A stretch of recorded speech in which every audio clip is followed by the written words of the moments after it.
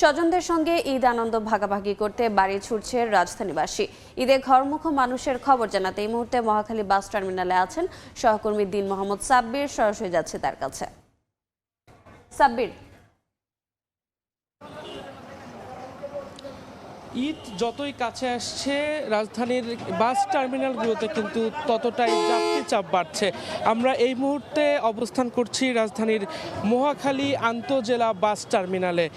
আমরা সকাল থেকেই দেখেছি যে অন্যান্য দিনের তুলনায় তুলনামূলকভাবে বাস টার্মিনালগুলোতে যাত্রী চাপ কিছুটা বেড়েছে। এখান থেকে প্রিয়জনদের সঙ্গে ঈদ উদযাপন করার জন্য রাজধানীতে যে কর্মব্যস্ত মানুষ তারা কিন্তু নারীর টানে বাড়ি ফিরছেন এবং সে কারণেই আমরা দেখেছি যে টিকিট কাউন্টারগুলোতেও অন্যান্য সময়ের চেয়ে তুলনামূলক কিছুটা বাড়তি ভিড় এবং একই সঙ্গে বাস টার্মিনালগুলোতেও যাত্রী এবং পরিবহন শ্রমিক, পরিবহন চালক এবং পরিবহন সংশ্লিষ্ট ব্যক্তিদের মধ্যে বাড়তি ভিড় এবং বাড়তি ব্যস্ততা আমরা লক্ষ্য করেছি। এছাড়াও আপনাদের যদি আরও একটু জানিয়ে রাখতে চাই যে মূলত সড়কে শৃঙ্খলা রক্ষার্থে এবং সড়কে এই যানবাহনের ধীর গতি যেন না থাকে সে কারণে পরিবহন শ্রমিক, পরিবহন মালিক সমিতি এবং একই সঙ্গে ঢাকা মহানগর পুলিশের যে ট্রাফিক বিভাগ রয়েছে তাদের সমন্বিত চেষ্টার মাধ্যমে রাস্তার পাশে কোনো ধরনের গাড়ি আমরা দাঁড় করাতে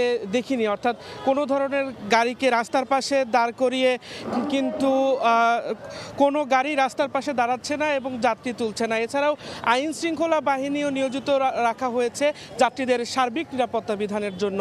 তো এই ছিল আমার কাছে মহাখালী আন্তঃজেলা বাস টার্মিনাল থেকে ঈদ যাত্রার সর্বশেষ খবর।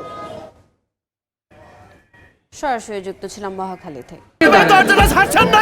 আমি কি কিছু ধরেছি নাকি? আপুটা আপনাকে চেক আউট করছে। জাস্ট কুল থাকুন।